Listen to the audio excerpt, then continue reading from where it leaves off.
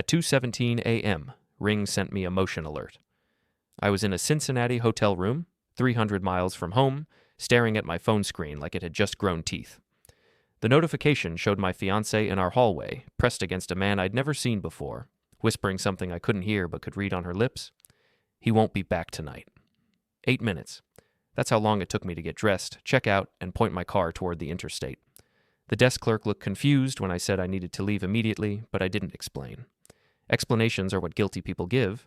I wasn't guilty of anything except believing someone who'd spent 2 years learning exactly how to lie to me. The drive back should have taken 4.5 hours. I made it in 3:40. My name is Elliot Graves. I'm a logistics analyst, which means I spend my days calculating optimal routes, identifying inefficiencies, and predicting patterns most people don't notice. It's boring work, stable work, the kind of job that makes people's eyes glaze over at parties when they ask what I do. Marianne never glazed over. She'd lean in, touch my arm, tell people I had one of those brilliant, detail-oriented minds. She worked in corporate HR consulting, which meant she knew exactly how to make people feel valued while quietly cataloging their weaknesses. I pulled into our driveway at 6:03 a.m. The porch light was on. Her car sat in its usual spot, perfectly centered. The curtains in our bedroom were drawn, which they never were this time of morning. She liked natural light, claimed it helped her think. But then again, thinking probably wasn't what she'd been doing. I sat in my car for 3 minutes, watching the front door. The Ring camera would have already alerted her that I was home. She'd be scrambling right now, creating a story, smoothing her hair, checking for evidence. That's what happens when you get caught. You panic, you improvise, you make mistakes. At 6:06, I got out and walked to the door. It opened before I could reach for my keys. Marianne stood there in her robe, hair damp from a shower that hadn't been necessary 4 hours ago. Her eyes were wide, surprised, but not panicked. She'd had time to prepare. Elliot, what are you doing home? I looked at her for a long moment. Really looked. The woman I'd planned to marry in 6 months. The woman who'd cried when I proposed. The woman who was currently blocking the doorway like she was afraid I might see something inside. Conference ended early, I said. Thought I'd surprise you. You surprised me. She laughed, but it came out wrong, like a cough. I wasn't expecting you until tomorrow night. Clearly. I watched her face. She was good. Really good. The confusion looked genuine, the sleep-disrupted annoyance authentic. But I'd seen the video. I'd watched her kiss someone else in my hallway, in my house, under lights I'd paid to install. Are you okay? She asked. You look exhausted. 3-hour drive will do that. I moved past her into the house. Everything looked normal. Kitchen clean, living room undisturbed, no evidence of a guest, no forgotten jacket or unfamiliar shoes. She'd had 4 hours to erase him, and she'd done it perfectly. Almost perfectly. The couch cushions were arranged wrong. We had a system. She liked them fluffed and separated. I liked them compressed and neat. We'd compromised on slightly compressed and aligned. Now they were fluffed and separated, like someone had been lying there and she'd tried to reset everything to normal but had forgotten our compromise. Small thing, meaningless to anyone else. But I noticed. Coffee? Marianne asked, already moving toward the kitchen. I just made a pot. At 6 a.m? You never drink coffee before 8. She paused, back to me, hand on the coffee maker. Couldn't sleep. Bad dreams. I'll bet, I thought. I sat on the couch, right where the cushions were wrong, and pulled out my phone. The Ring app was still open. I scrolled back through the night's footage, volume off, watching Marianne move through our house at 1:45 a.m. in the black dress she saves for important dinners. Watching her let someone in at 2:03. Watching her press against him at 2:17, lips moving in that whisper I could now translate. He won't be back tonight. She brought me coffee, sat beside me, put her hand on my knee. So, how was the conference? Productive, I said. Learned a lot about pattern recognition. That sounds perfect for you. It is, yeah, all about identifying irregularities in supposedly normal systems. You'd be surprised how much people reveal when they think no one's watching. Her hand tightened slightly on my knee. I took a sip of coffee, looked at her. You sure everything's okay here? Nothing unusual happened while I was gone? Just the usual. Work, errands. I caught up on that series we've been watching. Without me? I was bored. She smiled. Sorry. We can rewatch it together. I nodded slowly. The series she mentioned was one we'd finished 3 weeks ago. She was testing me, seeing if I'd catch the lie, gauging how much attention I actually paid. I caught it, but I didn't say anything. Not yet. "I'm exhausted," I said instead, standing. "Think I'll take a shower and crash for a few hours." "Of course, I'll keep it quiet." I headed upstairs, feeling her eyes on my back. In the bathroom, I turned on the shower and stood there, fully clothed, thinking. The man on the video was tall, maybe 6'2", dark hair, expensive jacket. He'd moved with confidence, like he'd been there before, like he knew the layout. He'd touched her waist with the familiarity of repetition, not discovery. This wasn't new. This wasn't a mistake. This was a pattern I'd somehow missed. I stripped and got into the shower, letting the water run scalding hot. Through the bathroom door, I could hear Marianne moving around downstairs, her footsteps quick and purposeful. She was cleaning, erasing, making sure everything looked right.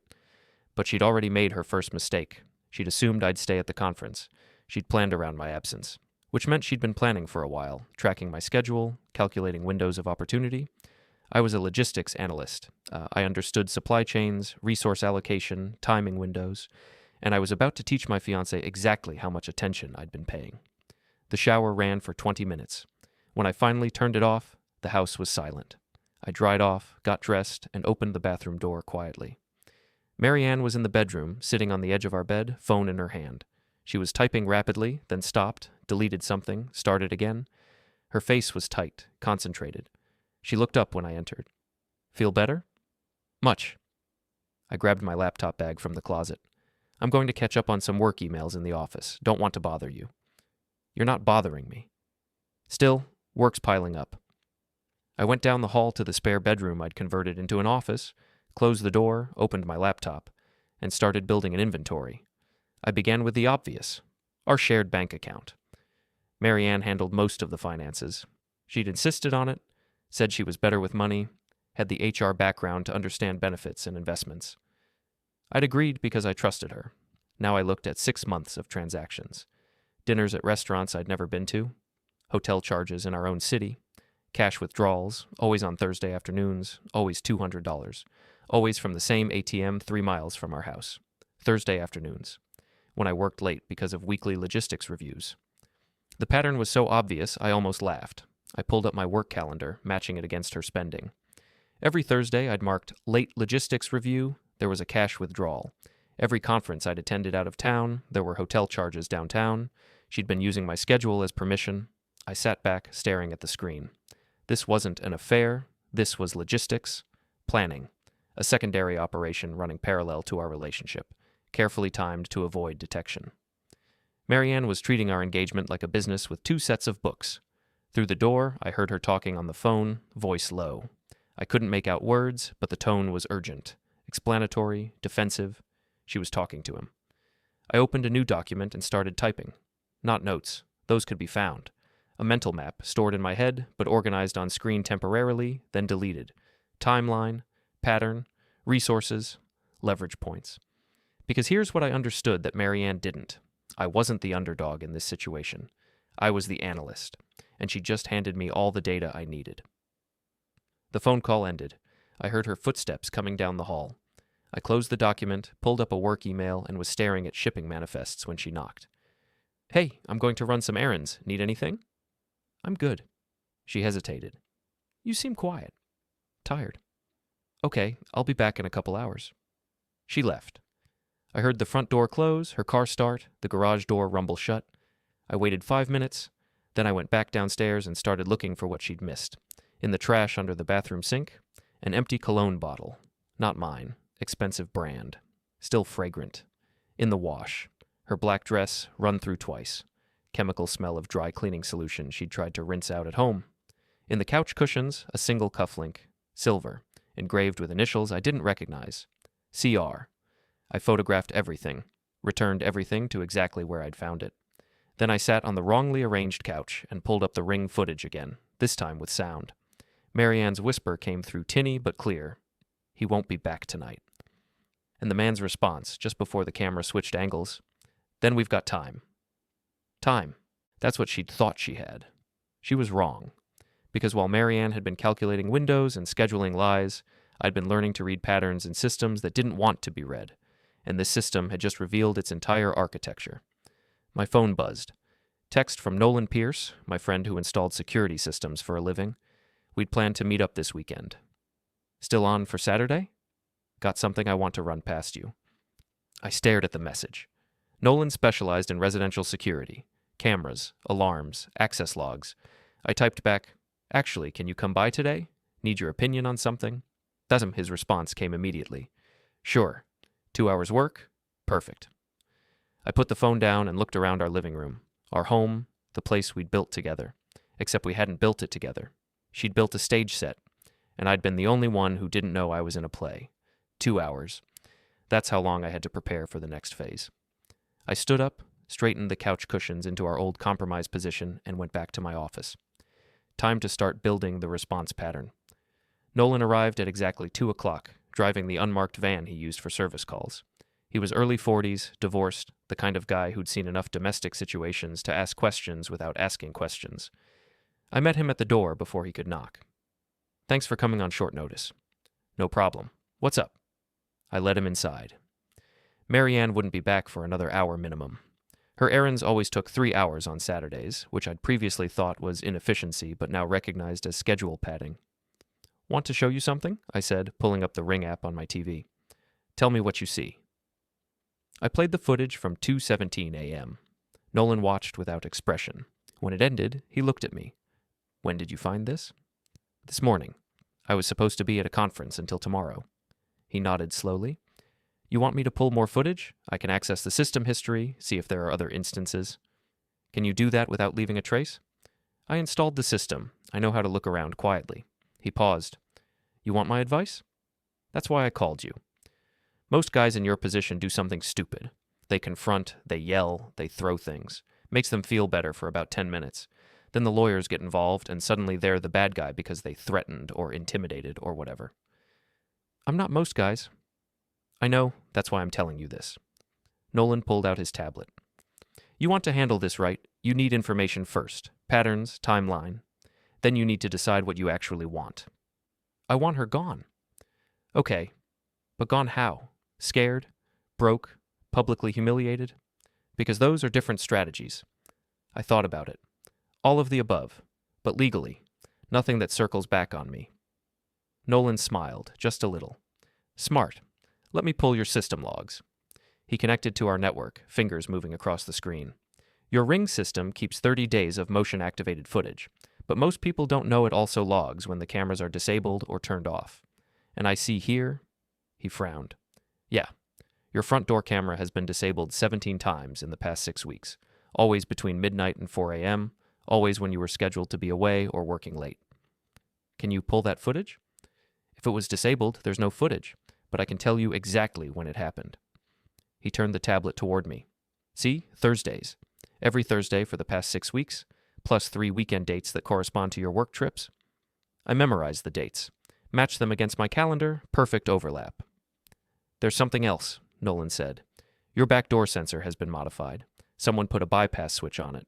Professional install, clean work, means they could come and go through the back without triggering any alerts." "How long has that been there?" "Based on the install quality? 2-3 months. This isn't amateur hour, Elliot. Someone planned this." I felt something cold settle in my chest. Not anger, not yet. More like recognition. The same feeling I got when I found a critical flaw in a supply chain. The moment when chaos revealed itself as pattern. "Can you tell who installed it?" "Not from the work itself, but I can tell you it required inside access to your alarm panel, which means either your fiancée did it, or she let someone in who knew what they were doing." "Could you install a secondary system, something that logs everything but doesn't announce itself?" Nolan considered. "I could, but if she's already modified things once, she might check again." "She won't. She thinks she's been careful. She thinks she's covered everything." "Has she?" "Almost, but she forgot that I noticed details, and now I'm noticing all of them." Nolan spent the next hour installing what he called redundant monitoring. Cameras disguised as smoke detectors, motion sensors built into electrical outlets, a secondary system that backed everything up to a server she didn't know about. "This'll run you about $2,000, he said when he finished, "and I'm giving you the divorce discount." "I'm not married yet." "But you were going to be, that counts." I paid him in cash. He packed up his equipment. "One more thing," I said as he reached the door. "The cufflink I found. Silver, engraved CR. Any way to trace that?" "You want me to?" "I want to know who I'm dealing with. Nolan took out his phone, snapped a photo of the cufflink I'd retrieved from my pocket. I know a jeweler who specializes in custom pieces. High-end stuff. If this came from him, he'll remember the client. Give me a day. Thanks. After he left, I stood in my living room, looking at our home with new eyes. Every surface was a potential evidence point now. Every object a data node in a larger pattern. Marianne came home at 4:30, carrying shopping bags from stores she'd actually visited. I could see the tags, check the timestamps on her receipts later. She'd built an alibi for a trip that needed no alibi. Overcorrection. Another tell. "How was your day?" she asked, setting down groceries. "Productive. Caught up on work. Nolan stopped by." She froze for just a second. "Oh? What did he want?" "Routine security check. Said there'd been break-ins in the neighborhood. Wanted to make sure our system was updated." "Is it?" "Good as new." She relaxed. "That's good. We should be safe." "Safe." "Right." That evening, we made dinner together like we always did. She chopped vegetables while I handled the protein. We'd fallen into this rhythm 2 years ago, finding efficiency in shared tasks. Now every movement felt choreographed, performative. "I was thinking," she said, not looking at me, "maybe we should postpone the wedding." I kept my face neutral. "Why?"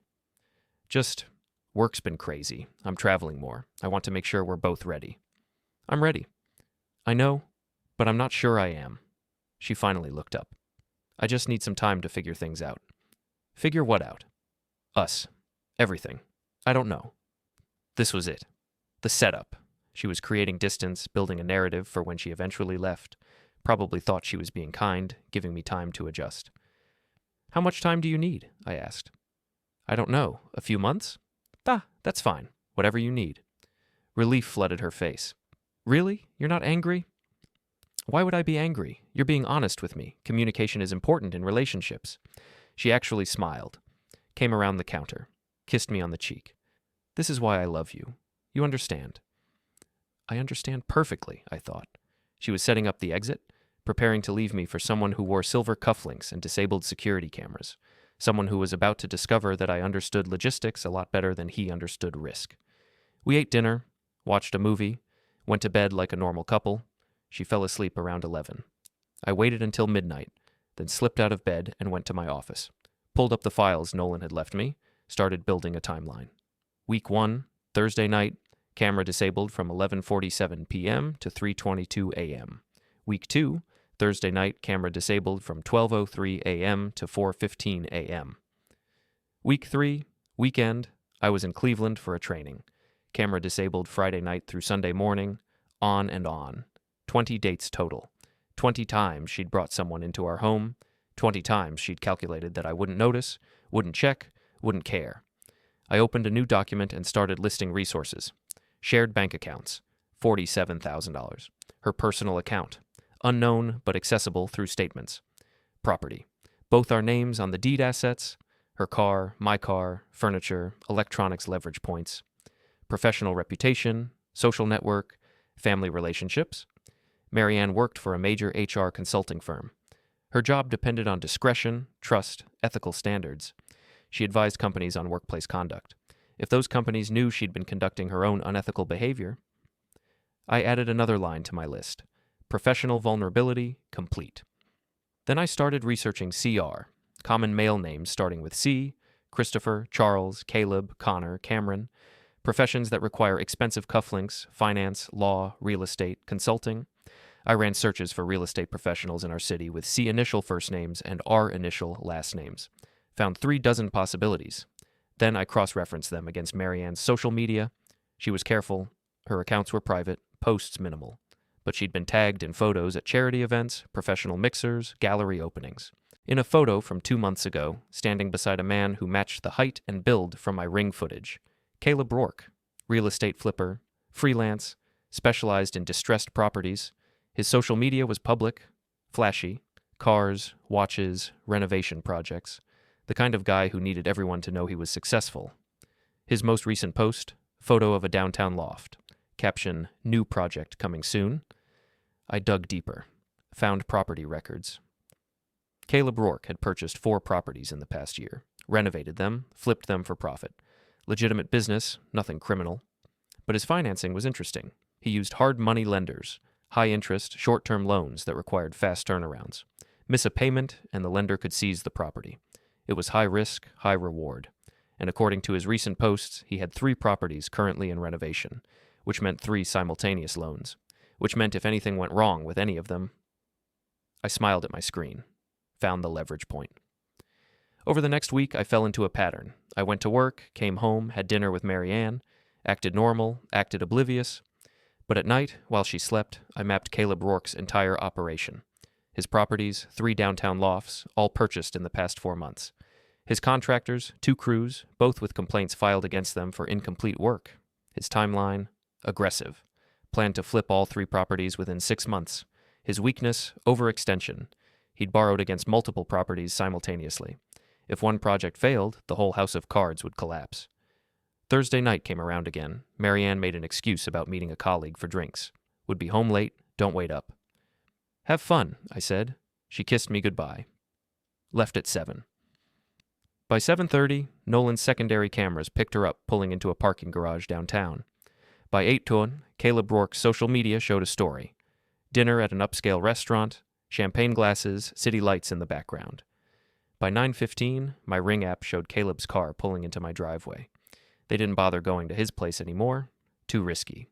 His properties were all construction zones. Better to use the house where the cameras were disabled and the owner was supposed to be home late from his boring logistics job. Except tonight, I wasn't late. I was parked 3 houses down, watching my own driveway through Nolan's app. Watched Marianne let Caleb in through the back door. Watched the lights turn on in my living room. Watched them move through my house like they owned it. I sat there for 3 hours, building the next phase. Not anger, not yet, just cold, careful calculation. Because here's what they didn't understand. I'd spent my entire career optimizing systems, finding the weak points, identifying the single point of failure that would collapse everything else, and I'd just found theirs. At 12:30, Caleb left through the back door. Marianne cleaned up, reset everything, turned the security system back on. At 1, I drove home. She was in bed, supposedly asleep. I got in beside her, careful not to wake her. She stirred. How was work? Long, but productive. That's good. She rolled over, already drifting back to sleep. Love you. Love you too, I said, and meant it in the past tense. The thing about revenge is that most people want it fast. They want immediate satisfaction. They want to hurt the person who hurt them right now, this second, consequences irrelevant. That's why most revenge fails. Because revenge isn't a reaction, it's a project. And like any project, it requires planning, patience, and a clear understanding of the desired outcome. My desired outcome was simple: complete dismantling. Not her life, I'm not a monster, but her stability, her confidence, her certainty that she'd gotten away with something. I wanted her to understand exactly how much she'd underestimated me. Monday morning, I called in sick to work. Rare for me, I had 2 years of unused sick days. My boss sounded surprised. You okay, Elliot? Some kind of bug. Should be fine by tomorrow. Take care of yourself. I hung up and opened my laptop. Marianne had left for work at 7, like always. Wouldn't be home until 6, like always. That gave me 11 hours of uninterrupted access to everything she thought was private. I started with her laptop. She'd left it on the kitchen counter, charging, sloppy. Or maybe she'd just stopped worrying that I'd look. After all, I'd never given her reason to think I was suspicious. I was steady, reliable, boring Elliot. The guy who showed up, did his job, asked no questions. Her laptop wasn't password protected. Why would it be? I was trustworthy. I opened her email. 17 unread messages from Caleb Rourke over the past 6 weeks. I read them in chronological order. The first one from 6 weeks ago. Last night was incredible. Can't stop thinking about you. When can I see you again? Her response, Thursday works. He'll be at his logistics review until 9. So casual, so efficient, scheduling intimacy around my work meetings. I kept reading. By week 3, the messages changed tone. Less romantic, more logistical. Times, locations, contingencies. What if he comes home early? He won't. He never does. But what if? Then I'll handle it. Don't worry. Handle it. Like I was a problem to be managed, not a person to be considered. The most recent email from yesterday, I think we should tell him. This is getting complicated. Her response? Not yet. I need to make sure the financial situation is stable first. Give me 2 more months. 2 more months. That's how long she'd planned to keep this going. 2 more months of my schedule, my home, my trust. Then what? spring the news, pack up while I was at work, make me the villain for being hurt. I screenshotted everything, backed it up to 3 separate drives, encrypted them. Then I checked her calendar. Thursday, dinner with colleagues, 7 p.m., 10 p.m. Next Saturday, visiting mother in Indianapolis, overnight. Both lies. I knew her mother lived in Phoenix, and she'd mentioned 2 weeks ago they weren't speaking after a fight about wedding venues. I cross-referenced against Caleb's social media. Thursday, story about needing to check on a property downtown. Next Saturday, post about having the weekend free for the first time in weeks. Overlapping schedules, coordinated availability. They weren't even trying to hide it anymore. They just assumed I'd never notice. I moved to our shared bank account. $47,000 in checking, another $23,000 in savings. We'd been building toward a down payment on a bigger house, our future. Except apparently it was just my future. I traced her spending back 6 months. Found something interesting. 3 weeks before the first email from Caleb, there was a charge from a hotel downtown. $350. I remembered that night. She'd said she was at a professional conference. Had stayed overnight because she'd had too much wine at the networking event. But the conference had been in Chicago, not downtown. I'd seen the invitation, which meant this had started before the emails, before the Thursday pattern, before she'd gotten confident enough to bring him to our house. This had been going on for at least 4 months. I sat back, processing that. 4 months of calculated deception. 4 months of her coming home, kissing me, telling me about her day while editing out the parts that mattered. 4 months of treating our relationship like a part-time position she'd already resigned from internally. My phone buzzed. Text from Nolan. Found your jeweler. Custom cufflinks ordered 3 months ago. Client name, Caleb Rourke. Paid $800. Want the address? I texted back, send it. The address came through, downtown loft, one of Caleb's renovation projects. I pulled up property records. The loft was listed as in progress, purchased 4 months ago for $180,000. Caleb had borrowed $200,000 from a hard money lender, enough for purchase and renovation. Target sale price, $350,000. Good margin, decent project, unless something went wrong. I started researching hard money lending. The terms were brutal, 12% interest, 6-month repayment deadline. Missed the deadline and the lender could foreclose immediately. Caleb had 4 months left on his loan, and according to his contractor's permit history, the renovation was running behind schedule. I opened a new document and started building a risk profile. Project 1, downtown loft, 4 months remaining. Renovation 60% complete. Project 2, east side duplex, 2 months remaining. Renovation 40% complete. Project 3, riverside condo, 5 months remaining. Renovation 30% complete. 3 properties, 3 loans, 3 simultaneous timelines. If even one project missed its deadline, Caleb would have to pay penalties. If 2 missed, he'd be underwater. If all 3 missed, complete collapse. I looked at his contractor complaints. 2 formal disputes filed in the past year, both citing incomplete work, missed deadlines, cost overruns. He was using unreliable contractors because they were cheap. Classic mistake. Save money on labor, lose money on timeline. I pulled up my logistics software, ran a projection. If current trends continued, projects 2 and 3 would both miss their deadlines. Project 1 might make it, but barely. Caleb Rourke was already failing. He just didn't know it yet. I spent the rest of the day building files. Evidence, timeline, financial records. Not for police. None of this was crime. Not for lawyers. I wanted this clean, permanent, final. For me, for precision, for control. By the time Marianne got home at 6, I had a complete dossier on both of them. Every weakness cataloged. Every vulnerability mapped. Every pressure point identified. "How are you feeling?" she asked, dropping her bag on the counter. "Better. Think I just needed rest." "Good. I worried about you today." "Worried. Right." I'd checked her messages throughout the day. She'd texted Caleb twice. Once at lunch, "Miss you." Once at 4, "Can't wait for Thursday." She'd texted me 0 times. We made dinner. She talked about her day, some client who couldn't decide on benefits packages, some colleague who'd made a stupid mistake in a contract review. "People don't pay attention," she said, shaking her head. "They miss details that matter." I looked at her.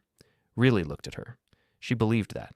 She genuinely thought she was the careful one, the detail-oriented one, the one who caught what others missed.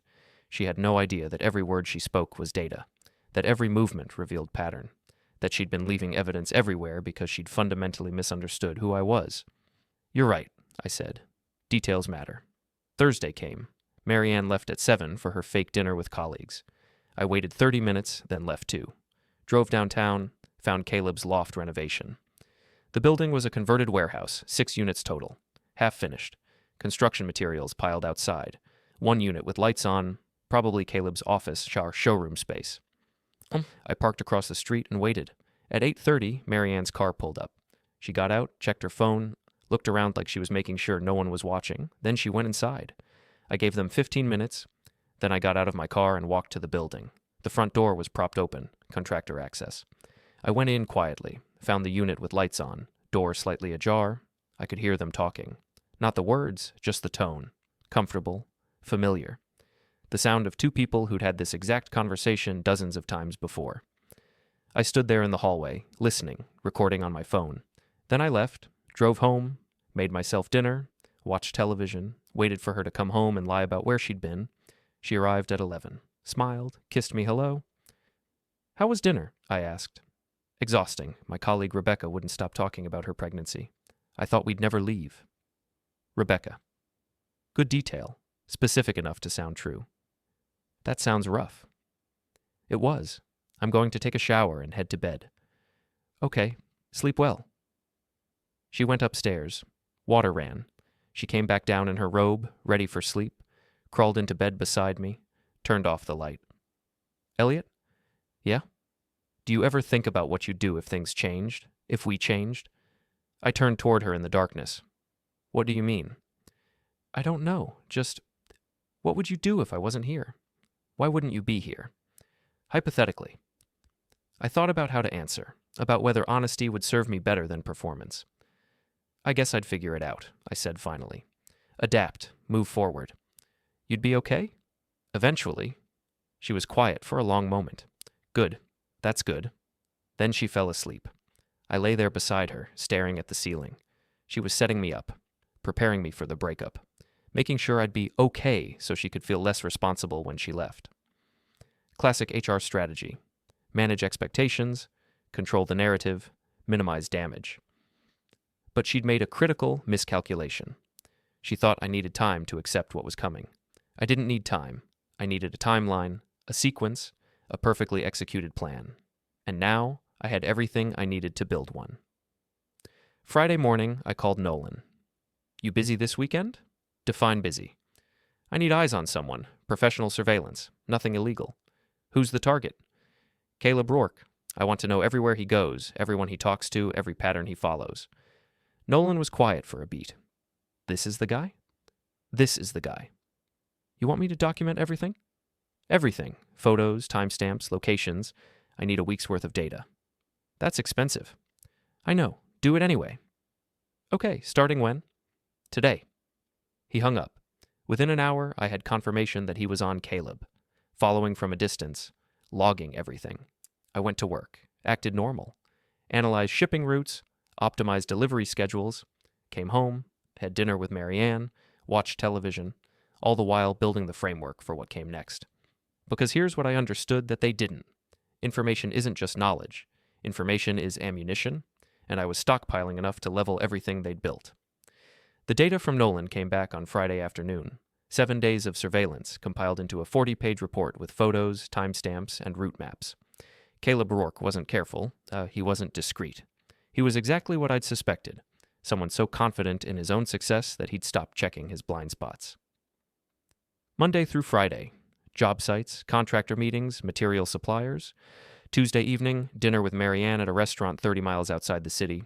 Smart, far enough that they wouldn't run into anyone they knew. Thursday, the pattern I already knew. My house, 8 p.m. to midnight. Saturday, open house at his nearly complete downtown loft. 12 people attended. 2 made offers. His contractors are frustrated, Nolan said when I called him. I talked to one of them at a supply yard. Guy said Caleb keeps changing orders, demanding rush work, then complaining about quality. He's burning bridges. What else? He's leveraged to the throat.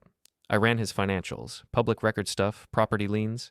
He's got about 6 weeks before his first loan payment comes due. And his project's not ready.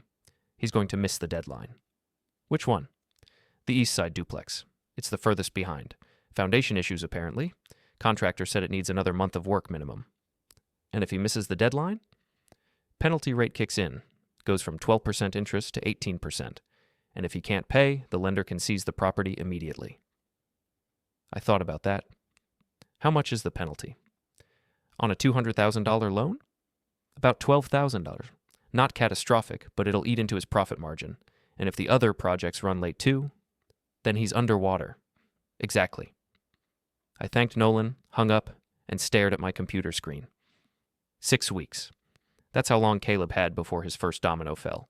I didn't need to push him over. I just needed to make sure he couldn't catch himself when he started to stumble. The next Tuesday, I drove to the East Side duplex. It was mid-afternoon, cloudy, threatening rain. The construction site was empty. Caleb's crew worked mornings only, trying to stretch the budget by cutting hours. The property was a mess. Exposed framing, half-finished drywall, tools scattered everywhere. A dumpster overflowing with construction waste. The kind of place where OSHA would have a field day. I walked around the perimeter. No one stopped me. No one was there to stop me. The foundation issue Nolan mentioned was obvious. Southwest corner, where the support beam met the concrete, there was a visible crack. Not catastrophic, but definitely code violation territory. Any inspector would flag it immediately. I took photos, documented everything. Then I called the city planning department.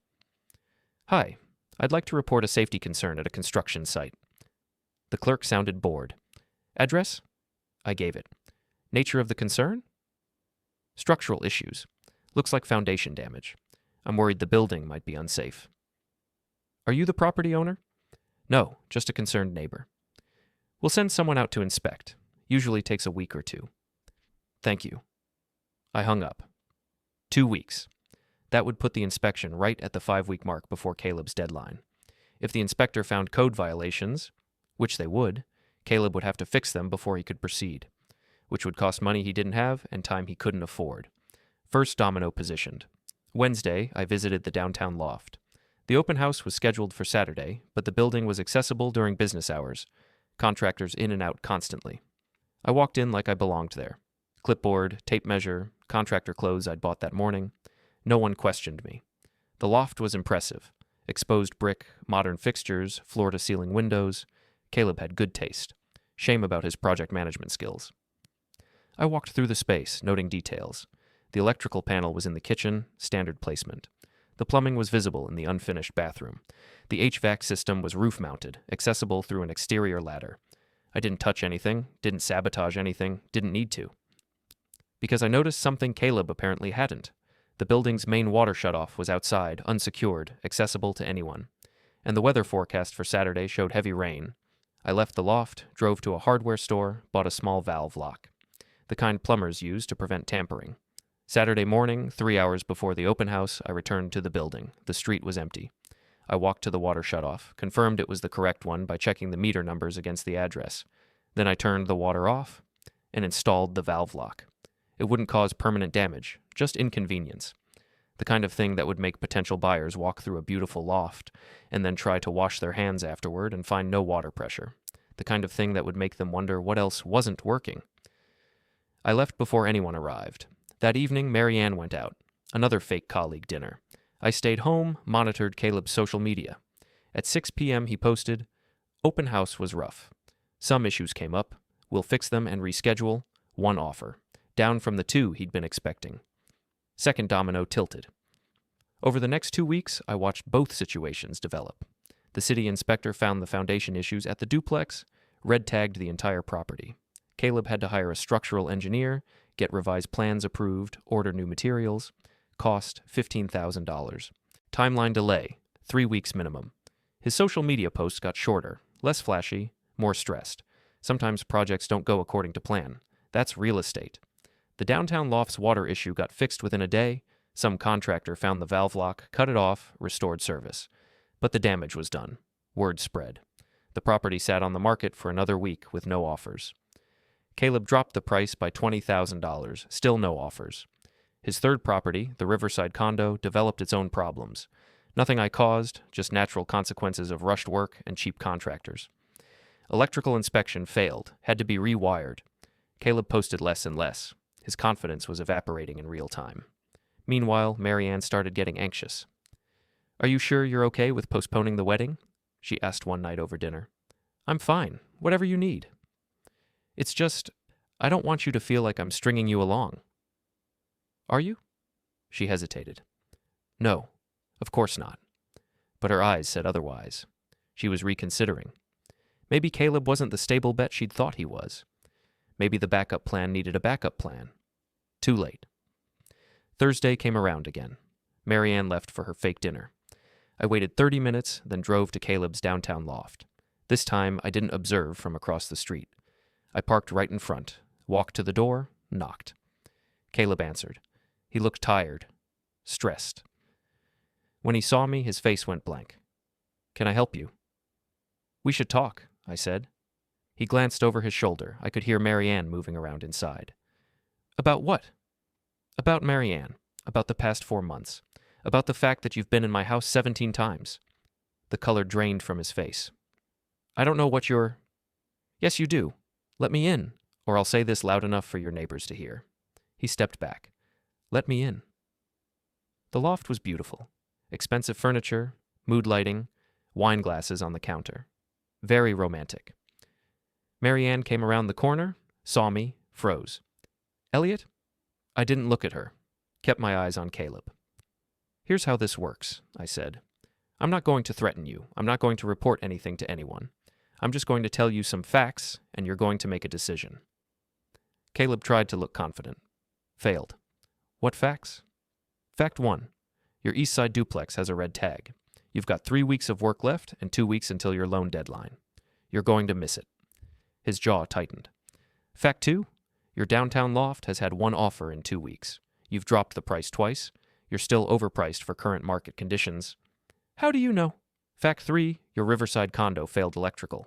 You've got to rewire the entire place. That's another $20,000 and 2 months of delays. Marianne stepped forward. Elliot, let's talk about this. I ignored her, kept my focus on Caleb. You're about to lose everything. Not because of me, because of you. Because you overextended, used cheap contractors, and didn't plan for contingencies. What do you want? Caleb's voice was shaking now. I want you to understand something. You thought you could take something from me, my home, my fiancée, my future. You thought there would be no consequences because I'm just some boring guy who wouldn't notice. I didn't, but I did notice. And now you're going to spend the next 6 months watching your entire business collapse. Every deadline you miss, every loan payment you can't make, every property you lose, you're going to know it happened because you were careless. Caleb looked at Marianne, desperate for help. She just stood there, speechless. Get out, Caleb finally said. Get out, or I'll call the cops. For what? I haven't threatened you. I haven't touched anything. I'm just stating facts. I turned to leave, then paused. Oh, and Caleb, you should check your contractor reviews online. Turns out people don't like working with you. Word spreads. I walked out, got in my car, drove away. Behind me, I could hear them arguing, loud, panicked. Good. That night, Marianne came home at 2 a.m. I was in bed, pretending to sleep. She got in beside me. I could feel her shaking. Elliot? Whisper. Are you awake? I didn't answer. She started crying. Quietly. The kind of crying someone does when they know they've miscalculated everything. I still didn't move, because this wasn't about her feelings. This wasn't about forgiveness or reconciliation. This was about showing her exactly what happens when you underestimate someone. And I was just getting started. Marianne called in sick to work Friday morning. First time in the 2 years I'd known her. She stayed in bed until noon, curtains drawn, phone face down on the nightstand. I made coffee, went to work, acted normal. When I came home that evening, she was sitting on the couch, still in her robe, staring at nothing. You feeling okay? I asked. She looked at me like she was seeing me for the first time. How long have you known? I could have played dumb, could have stretched this out, made her confess everything piece by piece, but that wasn't the point anymore. 4 weeks, I said. Since the ring notification. Her face crumpled. Why didn't you say anything? Because I wanted to understand the full picture first. Scope, duration, pattern. I sat down across from her, not beside her. Turns out it was bigger than I thought. Elliot, I'm so... Don't. I held up a hand.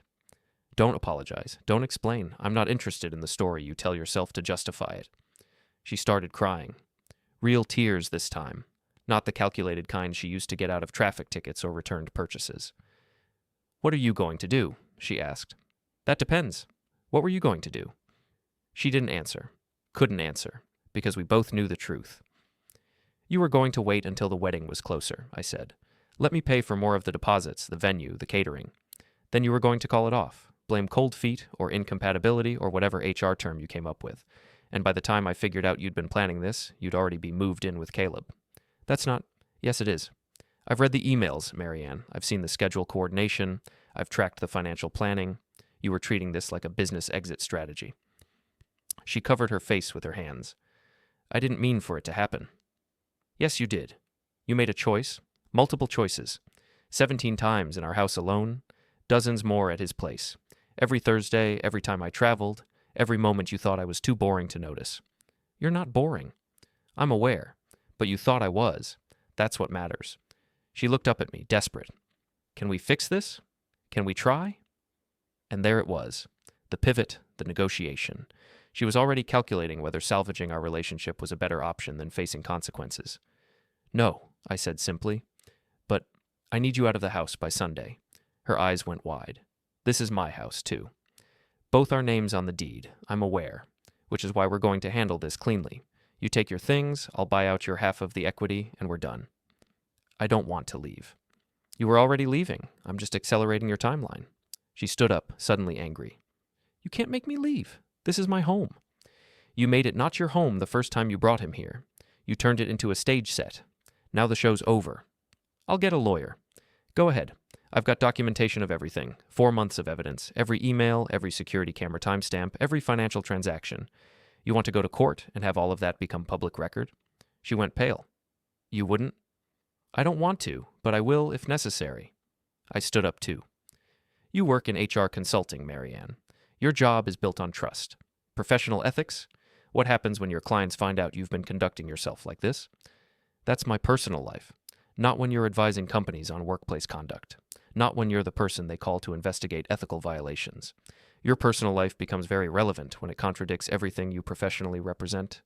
She sank back onto the couch. You're really going to destroy me. I'm not destroying anything. I'm just making sure the truth is visible. What people do with that truth is their choice. I went upstairs, started packing my work bag for Monday, acted like this was just another normal evening. Behind me, I heard her making phone calls. Probably to Caleb, probably to her mother, probably trying to line up options. Good luck with that. By Saturday morning, she was gone. No note, no explanation. Just empty closet space and a stack of her belongings she didn't want.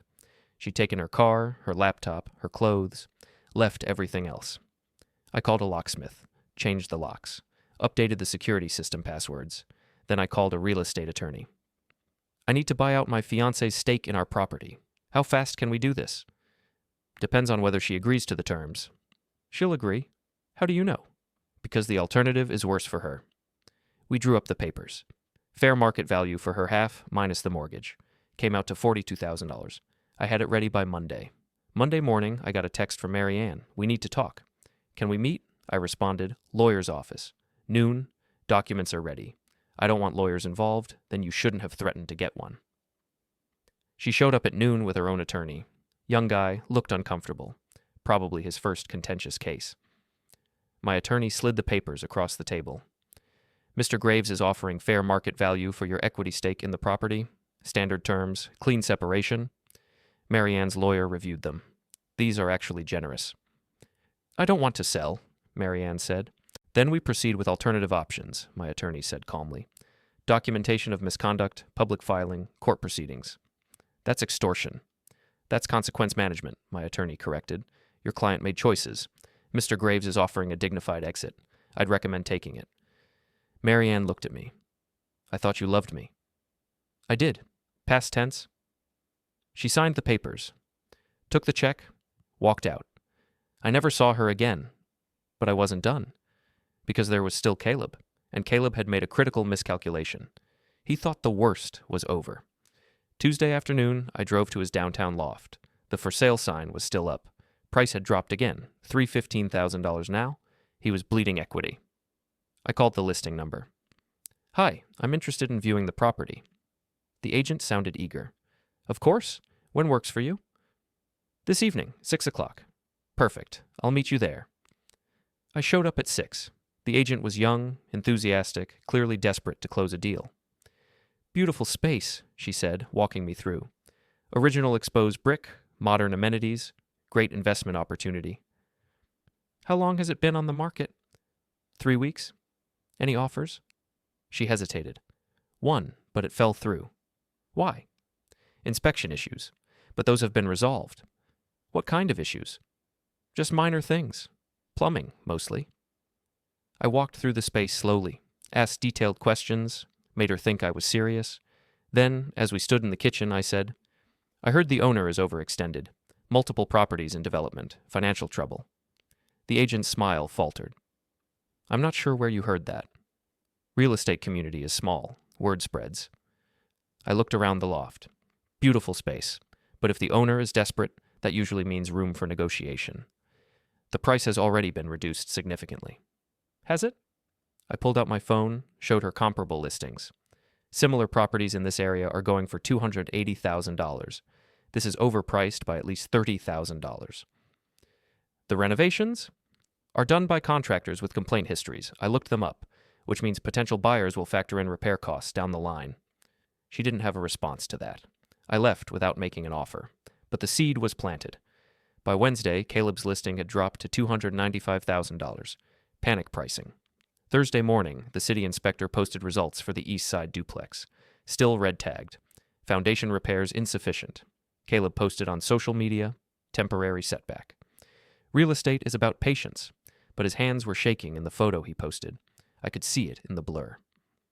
I waited until Thursday evening, then called his phone. He answered on the first ring. "What do you want?" "To tell you something. You've got 6 days until your loan deadline." "I know when my deadline is." "You're not going to make it. The duplex isn't going to pass inspection in time. And even if it does, you don't have a buyer lined up, which means you're going to pay the penalty rate." "That's not your concern." "You're right, it's not. But here's what is my concern. You thought you could take something from me and walk away clean. You thought there would be no consequences." "I didn't take anything. She made her own choices.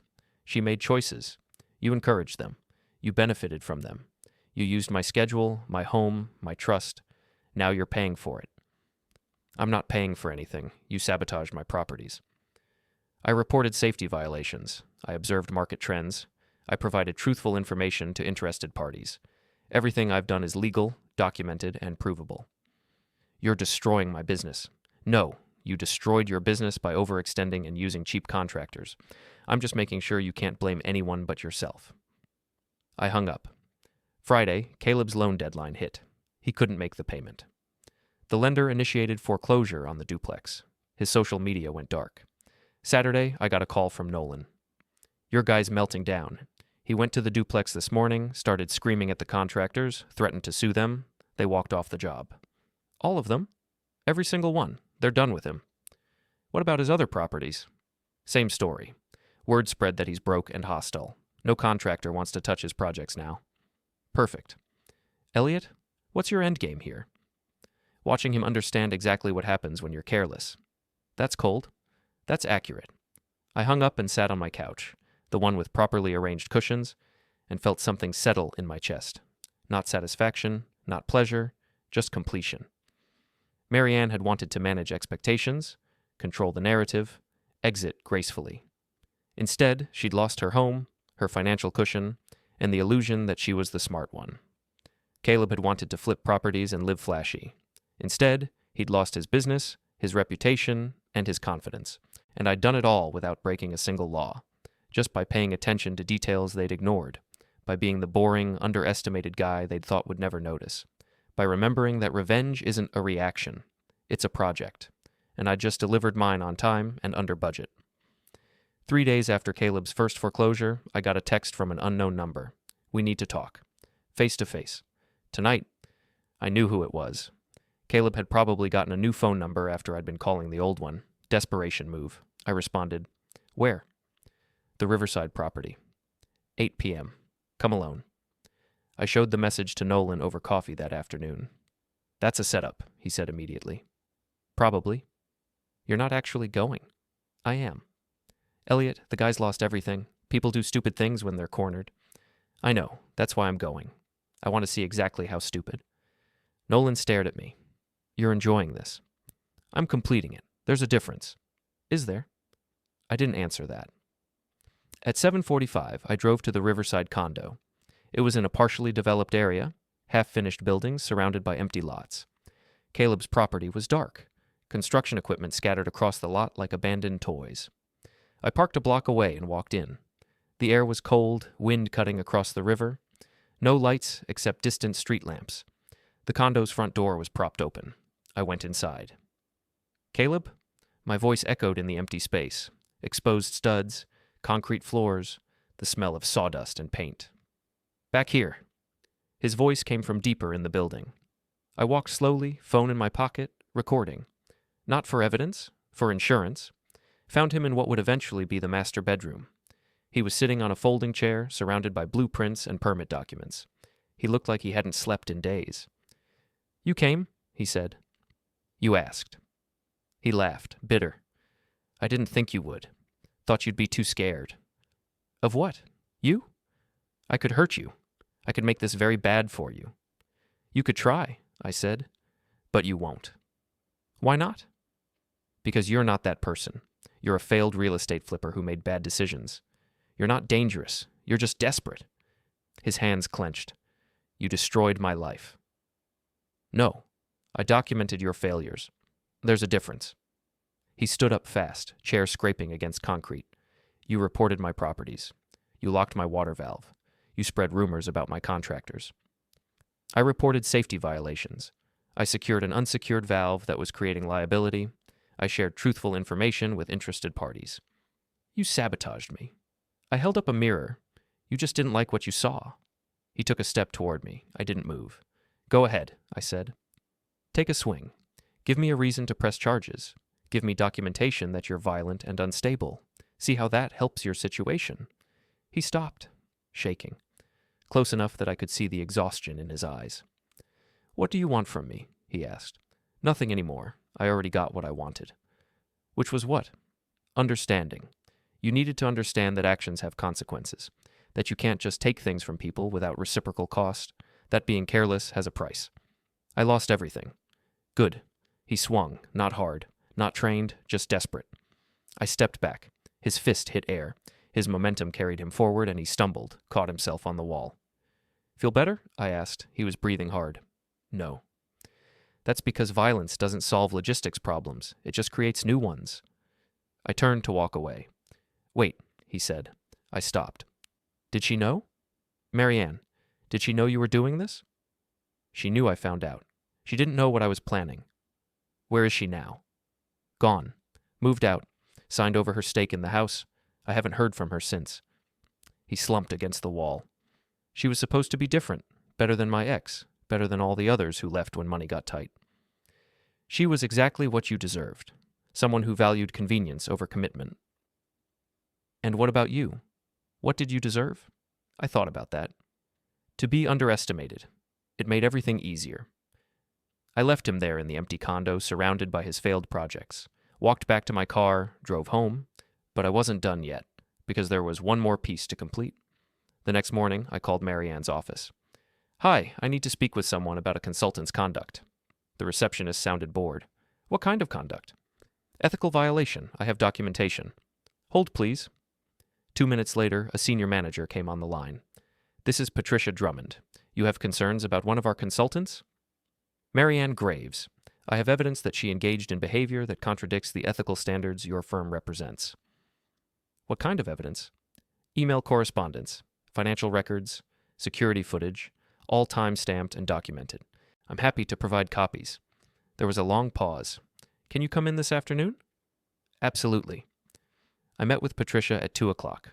Brought printed copies of everything. Emails, bank statements, ring footage screenshots. Patricia reviewed them in silence. Her expression never changed. This is her personal life, she finally said. It is. But your firm advises clients on workplace conduct and professional ethics. If your own consultants don't maintain those standards in their personal behavior, it undermines your credibility. Are you threatening to go public with this? I'm giving you the opportunity to handle it internally first. What you do with the information is your choice. Patricia closed the folder. What do you want? Nothing. I just thought you should know who represents your company. I left. 3 days later, Marianne's LinkedIn showed she was no longer employed by the consulting firm. Not terminated. Pursuing new opportunities. Standard HR language for, "We pushed you out before you damaged our reputation." I didn't contact her, didn't need to. She'd understand exactly what happened and why. That weekend, I drove past Caleb's properties. The downtown loft had a foreclosure notice. The duplex was boarded up. The Riverside condo sat empty, construction abandoned. 3 properties, 3 failures, complete collapse. I didn't feel triumph, didn't feel vindication, just the quiet satisfaction of a project completed exactly as planned. Sunday evening, I got a final text from the unknown number. "I hope you're happy," I didn't respond, because happiness wasn't the point. Understanding was the point. Consequence was the point. Precision was the point. And I'd delivered all 3 perfectly. Monday morning, I went back to work. Same job, same routine, same boring logistics analysis that everyone thought was meaningless. But I knew better. I knew that details matter, that patterns reveal everything, that underestimated people are the most dangerous. And I knew that I'd just executed the most efficient project of my career. No violence, no crime, no prison, just careful observation, strategic timing, and the patient application of pressure to exactly the right points. They'd thought I wouldn't notice. They'd thought I wouldn't care. They'd thought I was too boring to matter. They were wrong about all of it, and now they'd spend the rest of their lives knowing exactly how wrong they'd been. I opened my laptop, pulled up my task list, started working on optimizing a supply chain for a client in Philadelphia. Behind me, my phone buzzed with another message. I didn't check it, didn't need to. Whatever it said, it didn't matter anymore, because I was done. The project was complete, and I had work to do. 2 weeks after Caleb's final foreclosure, I got a call from Nolan. "Your guy's trying to sell his car, luxury sedan, probably needs cash fast. Where's he listing it?" "Private sale, online marketplace, asking $35,000. I looked up the listing. Mercedes, 3 years old, low mileage. Fair price if you were desperate." "Think he'll negotiate?" I asked. "Everyone negotiates when they're broke." I called the number on the listing. Caleb answered on the 4th ring. "Yeah? I'm interested in the Mercedes. Can I see it today?" There was a pause. He recognized my voice. "You've got to be joking." "I'm serious. Cash buyer. I can meet you in an hour." "Why would you buy my car?" "Because it's a good price and I need a second vehicle. Business is business." Another pause. Longer this time. I could practically hear him calculating. Pride versus necessity. Anger versus survival. Necessity won. "Fine. 1 hour. Parking lot behind the Riverside property." "See you there." I hung up, checked my watch. 3:15 p.m. I could be there by 4:30. 8 minutes. That's how long it would take to complete the final piece. I drove to the Riverside property at exactly 4:22, pulled into the empty parking lot.